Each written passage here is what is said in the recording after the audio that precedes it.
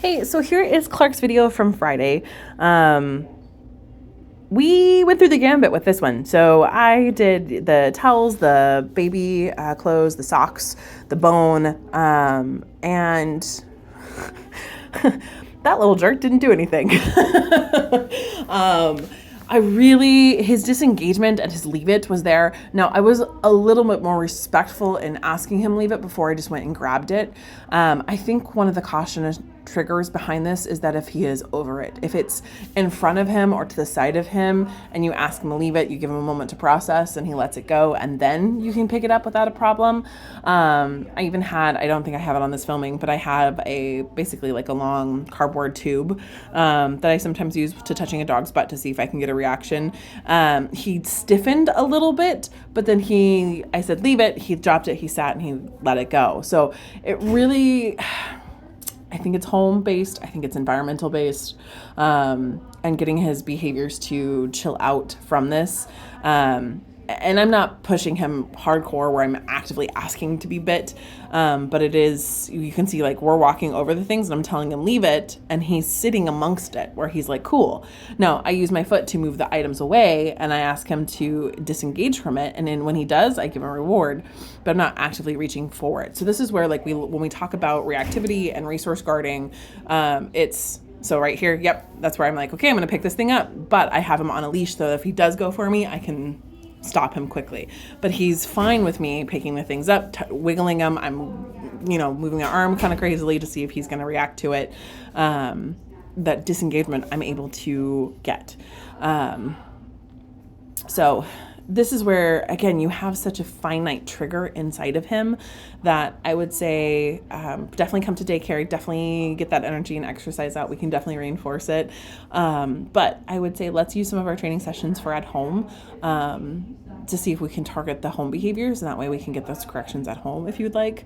But here he has the bone and I'm telling him leave it, and you can see where he doesn't want to let it go. He doesn't want to do it, but he does because there's a slip lead and this isn't home. I bet if he was at home, it would have been a different story. So this is where it's building up that repetition and that comfortability for him to show those negative behaviors.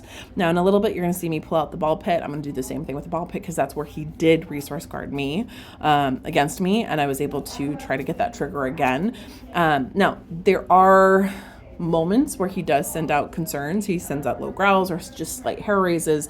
I mean, they're so freaking subtle that as soon as I do get him to show it, then I can immediately address the let's do this instead. Let's redirect in this capacity instead. So he's an interesting behavioral case, and it's also where the understanding of leave it is coming into play, but it's about situational environment. That's where when we talk about long-term and guarantees, we really want to look at what is he resource guarding and what is the environment that he's in where we're seeing the behavior. So like right here, he's fully in it and I ask him for a sit and he'll get a treat from me. And then if I pull him out of it, he's like, okay, well, fine, I'll go. But the leash is different than my hand. If I went to go pick him up, that's where the resource guarding may happen. So it's all about what is our form of communication. And that's one thing that I've definitely identified with him is it's what he's listening to and how he is listening to it.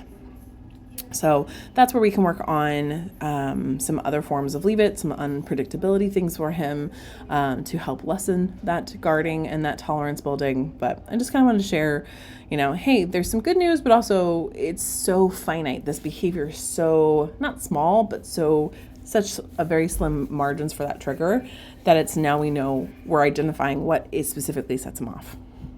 But so right here, that's the paper tool where I'm like, hey, look, can I touch it? Can I do this? Can I stick this in your face while you're looking for treats?